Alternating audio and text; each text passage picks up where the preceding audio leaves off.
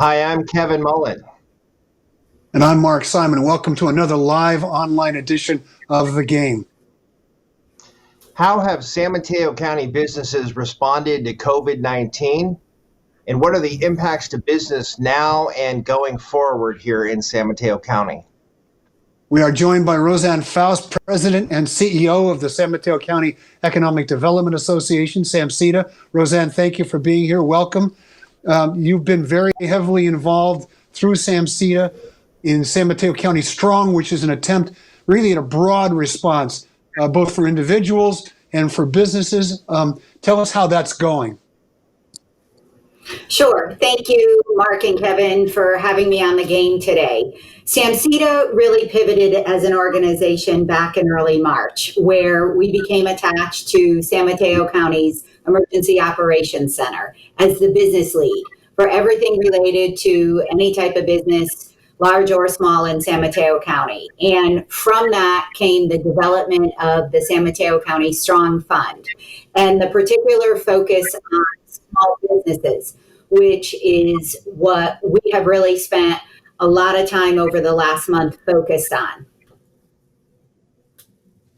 Excellent. Businesses had to shut down everywhere. I just read a story this morning in the Wall Street Journal. One renowned economist predicted something like 42% of the jobs that have been suspended are not coming back after the recovery. Just how stark is the picture? It's not your nature to be negative. I know you tend to be a very positive, upbeat person, but this has got to be a reality check here has got to be a tough one.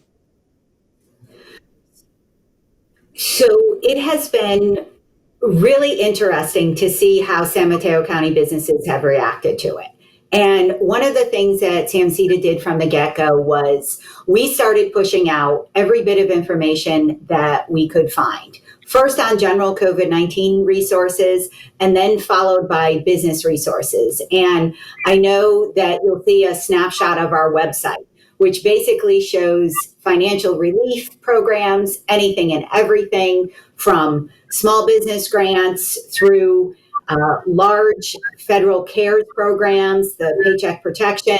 But one of the things we did was the Business Continuity Action Plan. And the Business Continuity Action Plan was really designed to help businesses. Everyone's anxious and nervous right at this moment in time when this started in mid-March, March 16th.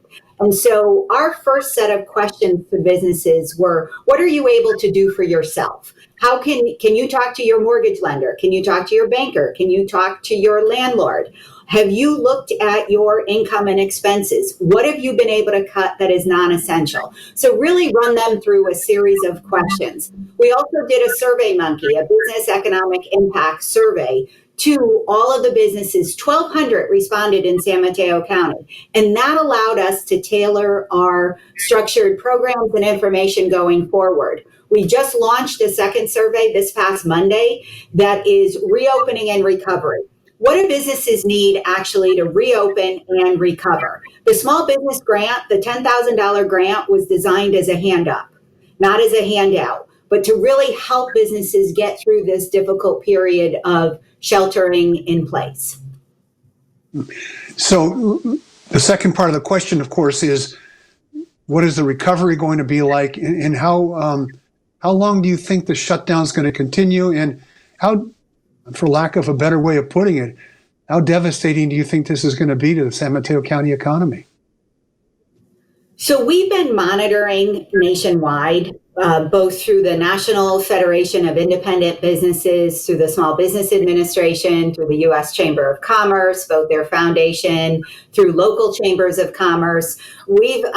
I've actually driven around San Mateo County to see what's open, what's shut, where do you see vacancy signs. And I think there is going to be kind of a world of hurt over the next 3 to 4 months. But what I've also seen is the businesses that are the most likely to come out of this have been the ones that have been pivoting. They've been changing their business model. They've been adapting to online. They have been reaching out to their existing customer base through a whole host of means. They've been phone calling. They've been saying, we're ready to show you products. We're ready to help your business redesign itself so it can open safely. We have been able to do takeout and delivery when it comes down to restaurants. So it's been interesting to see kind of the shifts. Those businesses that really have said, this is my life savings. I want to make this work. There's a great business in Burlingame that has been featured on the local news, Nuts for Candy, John Kavranian and his wife. He's also president of the Broadway Improvement Association in Burlingame. I just love to have seen how they've adapted and really kind of put themselves out there. I mean, these are folks that maybe could have made another choice, but they said, we love Burlingame, we love San Mateo County, we love our customers, and we're going to make it work. Kevin. So, Roseann, you've been a real thought leader behind the San Mateo County Strong effort, SMC Strong. Describe how that effort came about and what that means on a practical basis for businesses and other organizations that are hurting during this time of crisis. So thank you, Kevin. As of today, I think $8.5 million have been raised for San Mateo County Strong. I was looking at the numbers this morning, and it was seeded with $3 million of Measure K tax funds by the San Mateo County Board of Supervisors. The initial $2 million was spent for our core service agencies, for individuals and families, nonprofits, homeless shelters, really those in our community having the greatest need. Then the other $1 million was handed over to the San Mateo Credit Union's Community Fund. And I just want to give a huge shout out to the San Mateo Credit Union. They stepped in to fill a role to be able to do the small business grants, which the Silicon Valley Community Foundation, due to their 501c3 tax status, they are not in the business of giving grants. And the credit union said, we want this to be our gift to the San Mateo County community. They have branch offices from Daly City in the north to East Palo Alto in the south. Their mortgage underwriters are reviewing all the applications for small business grants. And that initial $1 million in Measure K funds was then built on from $1.8 million from over 10 cities and towns in San Mateo County that took unrestricted general fund dollars to put in to support local businesses. Then we raised over another $500,000 from foundations, and the list is ongoing. Plus, there's been efforts to raise money for nonprofits, for childcare, for Samaritan House and Life Moves, and all of these entities that really shore up our community infrastructure. I noted in my column today in the Daily Journal that there was a huge amount of change taking place, a huge amount of growth. You're very familiar with this, as is Kevin. In some ways, the pandemic, the quarantine, the shelter in place almost stopped that in its tracks. In the context of who survives and who doesn't, when we come back from all of this, are we still going to have a housing problem? Are we still going to need to build? Are we still going to have companies that are coming here as major employment centers? Or are they going to find, I read the other day, Twitter may decide not to have any of its employees come back to the office. If I'm running a business and I've discovered that I can get my employees to work at home, I'm going to wonder why I'm paying rent on a big office building. What is your sense of how different San Mateo County is going to be post-pandemic? So I think there's different sectors that you have to look at. You have to look at and I was just on a call this morning with some of our really stalwart commercial property folks. And they said, your larger companies, your Facebooks, your Googles, Netflix, I'm just thinking of your FANG companies. And Twitter, you mentioned, they are going to probably take the rest of the year to figure out how their employees can come back to their spaces safely. And that's going to show a need for probably increased office space because of the social distancing requirements. Really, I should say physical distancing requirements. But then you have companies under 250 employees that really want to make the modifications to office space now. So where does that put the need for additional office space? Do I see a lot of spec projects coming into play in the next 12 to 18 months? Probably not, because we are going to have sublease space of those businesses that haven't been able to pivot or survive. We're going to see how the transportation infrastructure plays out. So I think you have to look at it in what industry are you talking about? How are they going to adapt to the physical distancing? How are they going to be able to service their clients? How do cities adapt? Because we are used to working in less space. One of the industries that I think is going to come out of this very strong is biotech.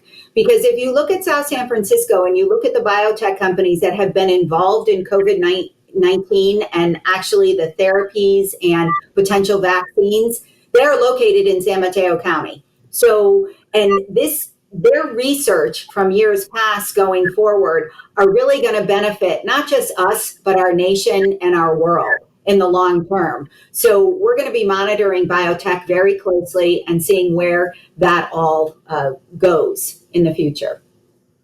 Kevin. Well, Roseann, I'm glad you mentioned biotech. My hometown of South San Francisco is the birthplace of biotechnology. If you grow up there, you're instructed to say that whenever you have the opportunity. But that industry, that sector came through the last recession very strong. They were almost a recession-proof kind of an industry, and they have this huge footprint here in San Mateo County. So it'll be interesting to see if they can replicate that through this very, very difficult economic period for everyone. I just wanted to give you the opportunity to talk a little bit about just the sort of the global question around the importance of San Mateo County's economy to not only the region, but the state. This has a history as a bedroom community, but if you really look at the economic output in good times, particularly with the presence of the airport and biotech and high tech, our county economy is really driving this region. And I would imagine there'll be quite a bit of attention on our own recovery here in terms of how the state itself is going to recover from this, what is projected to be a very, very deep recession. Well, and I think from our county's perspective, with the biotech and the overall tech community, with our companies in cybersecurity and artificial intelligence, our incubator companies, our startups, our venture capital, all of them are working towards what's next. What are the new technologies? What are the new infrastructures that are needed?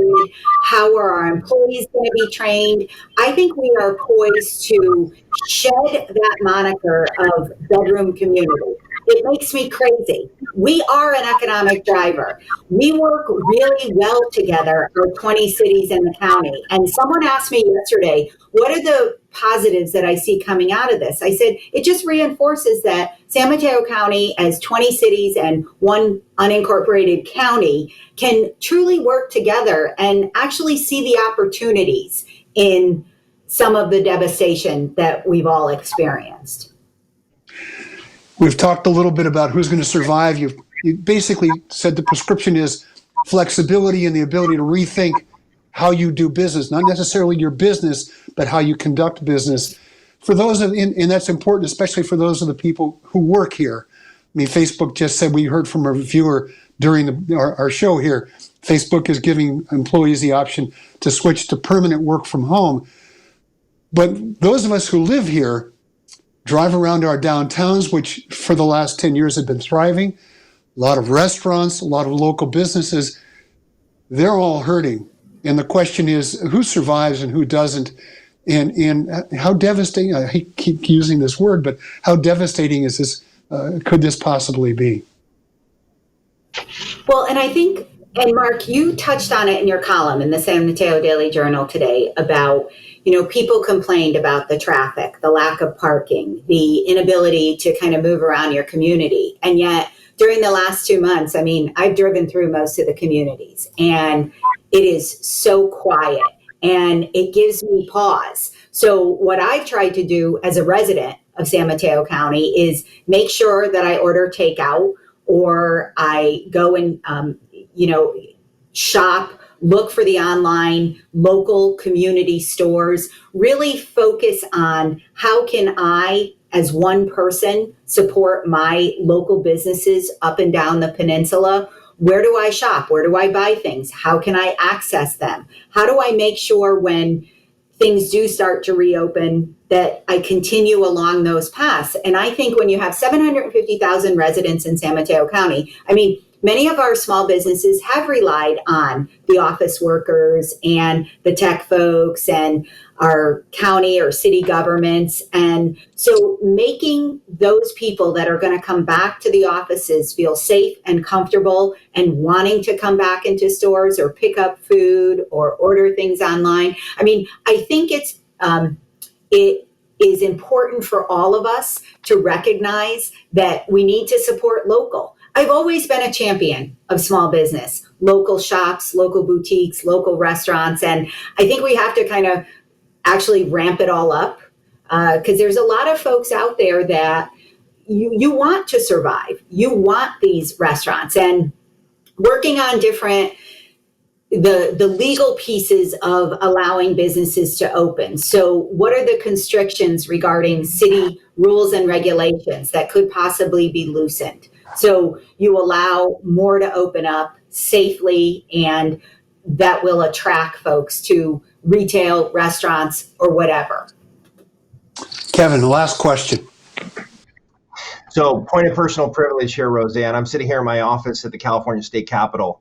And if there was one thing that the state of California could do to better support the business recovery in San Mateo County, what might that be? What might that look like?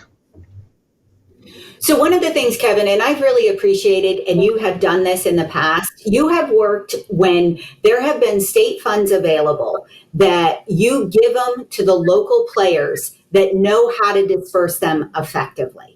And that's community development block grant dollars, it's childcare related, it could be housing tax credits, whatever it is. So it's not a state program coming down to apply on a local level. It's actually giving us the tools, financial and otherwise, to actually implement things that work for our particular community. And I really appreciate that you think like that, because you know that the folks on the ground, folks like me at SamCETA, our city economic and community development professionals, our Chamber of Commerce, we know who needs what.